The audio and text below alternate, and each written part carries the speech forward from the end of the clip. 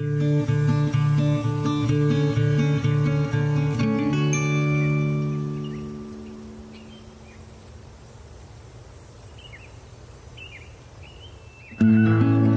1995, un premier programme agro-environnemental est lancé en Wallonie. Les agriculteurs s'engagent surtout dans la protection des haies. Le rythme de démarrage est modeste, faute d'un encadrement spécifique. Au départ, à la préhistoire de l'agro-environnement, dans le cadre d'enquêtes que nous avons fait dans la vallée de la Sûre, on s'est rendu compte que des mots ne voulaient pas dire la même chose pour nous que pour les agriculteurs. Lorsqu'on les interrogeait sur la manière dont ils exploitaient leurs prairies de fauche, eh bien, on n'avait pas une information très pertinente parce que ce qui nous intéressait, nous, c'était les prés. C'est ce que les agriculteurs appelaient les prés, donc des prairies extensives, souvent humides, en fond de vallée. Voilà, donc on a dû faire cet exercice de parler le même langage, et c'est un exercice d'ailleurs au quotidien, je dirais. Tout au début, j'ai travaillé dans un bureau d'études avant les mesures agro-environnementales. Le bureau d'études, on remettait un rapport, et puis ce rapport-là, on ne savait pas trop ce qui en arrivait. Ici, maintenant, on se rend compte, on est sur le terrain, on propose des choses, un an ou deux après, on les voit sur le terrain, on voit le concret de ce qu'on a proposé. Et donc ça, c'est vraiment un point extrêmement intéressant et motivant. Le sentiment que j'en retire, c'est, je vais dire, une satisfaction personnelle tout d'abord.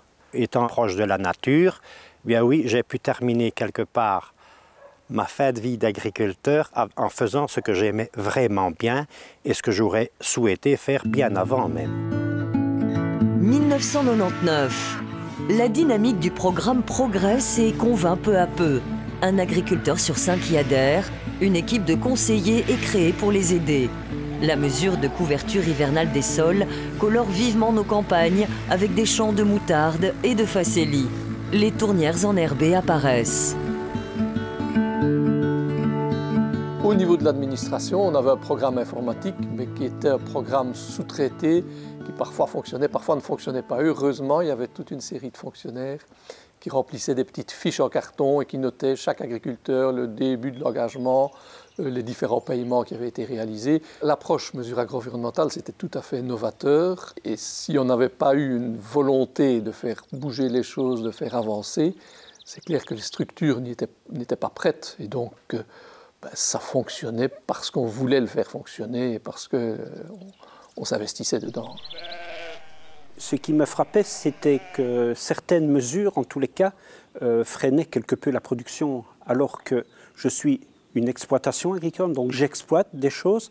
Et ce n'était pas toujours très facile pour moi de donner priorité à ces MAE, jusqu'au jour où l'interlocuteur a sorti le mot qui, chez moi, a été un déclic, a été un point de départ, quand il a dit « cultivons la biodiversité ». Et à partir de là, eh bien, pour moi, les choses ont pris un autre visage. 2005, le programme évolue avec la création des méthodes ciblées. Les bandes aménagées pour la faune fournissent abri et nourriture à la petite faune des plaines agricoles. L'encadrement n'est plus uniquement administratif. Les conseillers apportent un appui technique sur le terrain. Un agriculteur sur 3 adhère à la démarche.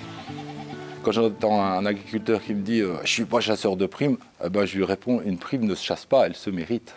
Et il y a toujours quelque chose à aller chercher chez l'agriculteur, et on se rend compte que souvent, ils sont quand même sensibles à ça. J'ai une anecdote à ce propos-là. En 2008, je pense, j'avais découvert un nid d'oiseaux qu'on appelle le tarier des prés, qui est quasiment disparu en Gaume, et les parents étaient en train de nourrir les jeunes. Alors j'ai cherché l'agriculteur et j'ai réussi à le contacter avec son GSM alors qu'il était en train de faucher le champ. Et je lui ai demandé de laisser une zone autour du nid. Et il a été tout à fait d'accord et il m'a dit on n'est quand même pas des assassins. C'est vrai que quand j'étais conseiller, quand on est conseiller, on maîtrise vraiment tout le cahier des charges, toutes les dates, on connaît vraiment bien. Quand on est agriculteur, c'est qu'on a beaucoup de choses à penser, on n'arrête jamais. Et donc on est vraiment bien content que le conseiller vienne nous revoir et repasse avec nous l'ensemble du cahier des charges et fasse une évaluation de ce qu'on a fait pour vraiment nous remettre au goût du jour et vraiment se souvenir de tout ce qu'on doit faire, quoi. 2015, les mesures agro-environnementales sont devenues incontournables. Elles permettent de concilier agriculture, environnement et biodiversité. Un agriculteur sur 2 adhère désormais au programme. Et plus de 7000 hectares de prairies de haute valeur biologique offrent le gîte et le couvert à une multitude d'espèces végétales et animales. Mon frère a été conseiller MAE et puis ma femme a été conseillère MAE aussi. Donc l'ensemble des deux m'ont vraiment aidé à faire tout un assortiment de mesures. Donc, 20 ans après, je suis fier oui, de mon cheminement. Donc, je vois vraiment un intérêt, que ce soit écologique environnemental et culturel aussi. Moi, j'ai fait évoluer ça aux opportunités qu'on a eues. Donc, on a eu l'opportunité de reprendre des prairies naturelles au Rideauis à Wavreil et qu'on a su faire évoluer en prairies haute valeur biologique au cours du temps.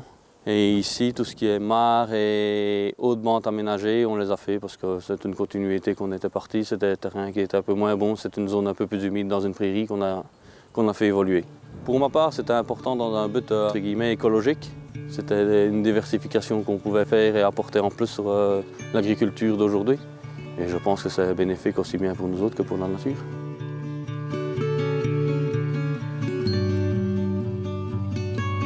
Les attentes de la société, les enjeux environnementaux et les changements climatiques vont conduire l'agriculture dans de nouvelles voies. Toutes les formes d'agriculture vont évoluer et ne pourront s'épanouir qu'au travers d'un développement durable qui respecte la nature. L'agro-environnement sera là pour accompagner les agriculteurs.